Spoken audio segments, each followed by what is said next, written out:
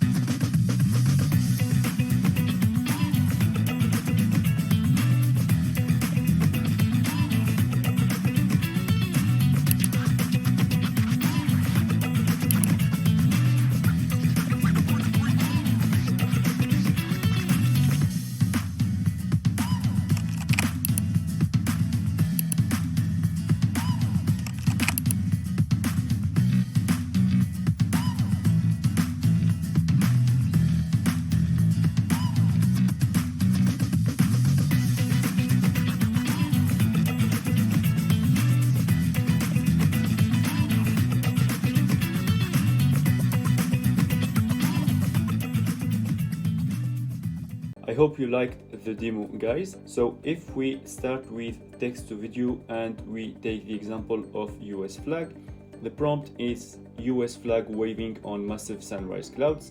Then we have our video generated with the US flag waving perfectly. It's important to focus on the flag and the clouds motions here because motion is one of the aspects that previous models struggled to deal with. Let's see another example. The input is a beer pouring into a glass, and we have what we asked for, with the layer of foam getting bigger when we fill more beer in the glass, a detail that not all models are able to add to the picture. Let's take the Lamborghini as our next example.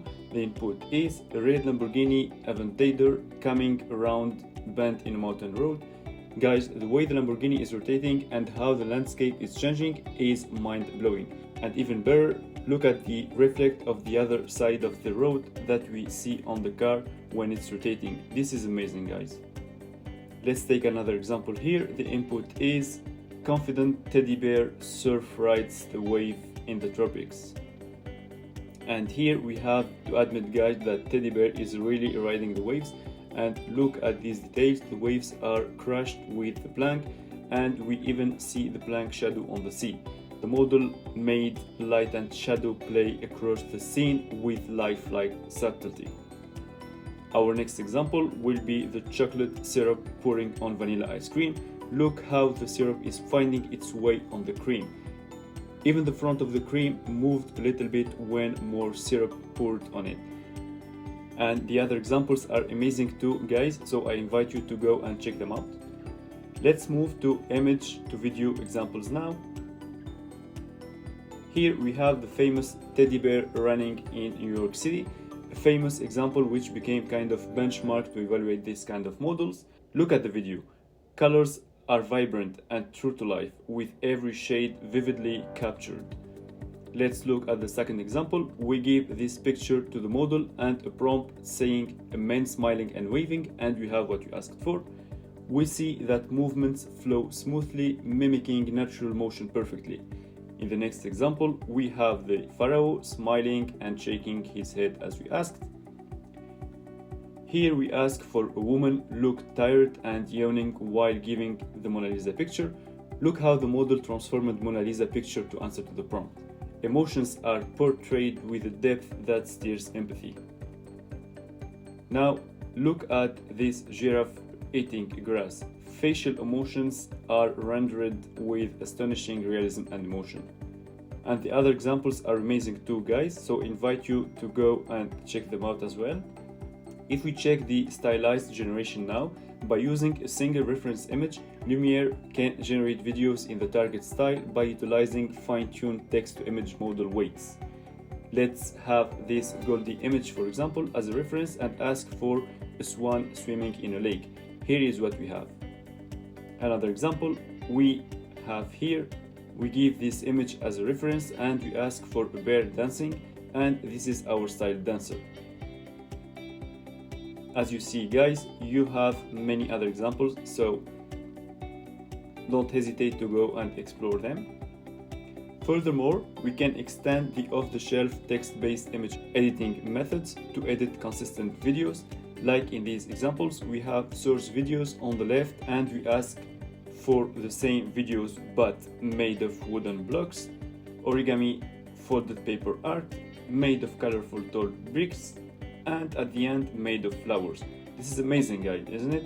And it generates many use cases that can be applied in real life. Another incredible feature that Lumiere has is cinemagraphs, where the model is able to animate the content of an image within a specific user-provided region. Like here, we give the image as input and the mask of the butterfly, and the model generates a video of the butterfly flipping its wings. Same here for the fire, the water, and the train smoke. What I see here is that each frame is a testament to the AI's meticulous attention to detail. This is amazing.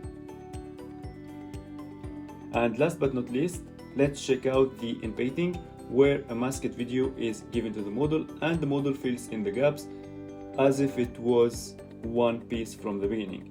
I don't know if you noticed it, guys, but I find that the image's realism blurs the line between digital and real. Here we have some other examples of video stylization, where we give the model a source video and we ask it to generate another one, but making the character wearing a gold strapless gown, wearing a striped strapless dress, a purple strapless dress, and a black strapless gown. Let's look at some technical information about the model now. Authors claim that one of the main contributions in the paper is introducing space-time unit architecture that generates the entire temporal duration of the video at once through a single pass in the model. By deploying both spatial and, importantly, temporal down and up sampling and leveraging a pre-trained text-to-image diffusion model, their model learns to directly generate a full frame rate, low resolution video by processing it in multiple space-time scales, in contrast to existing video models which synthesize distant keyframes followed by temporal super resolution, an approach that inherently makes global temporal consistency difficult to achieve. Furthermore, with their architectures, existing models struggle with complexity that motion introduces. Existing models are also restricted in terms of video duration, overall visual quality, and the degree of realistic motion that they can generate. This is the difference between previous pipelines and Lumiere pipeline in video generation. The figure A represents the common approach, which consists on a base model that generates distant keyframes and a cascade of temporal super resolution models, or TSR, which subsequently fill in frames. After that, spatial super resolution, or SSR, model is applied in non-overlapping windows to obtain the high resolution results. In figure B, we have the approach in Lumiere model, where the base model processes all frames at once without a cascade of TSR models, allowing it to learn globally coherent motion. To obtain the high resolution video, authors apply a SSR model on overlapping windows and utilize multi-diffusion to combine the predictions into a coherent result. In the following figures, we have the ST unit architecture. Authors say that they inflamed a pre-trained T to I unit architecture from Ho and Al paper into a space-time unit, which explains the name ST unit, that down and up sample the video in both space and time. In figure A, we have an illustration of ST units activations maps. In figure B, we have convolution-based blocks. And in figure C, we have attention-based blocks. I won't go into details, guys, about these concepts as they are out of the scope of the video, but don't hesitate to let me know in the comments if you need more details. Let's look at some evaluations now.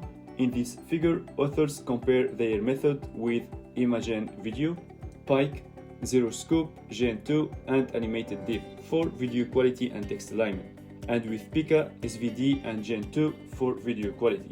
For each baseline, authors report the percentage of user votes in their favor in blue color and in favor of the baselines in orange color.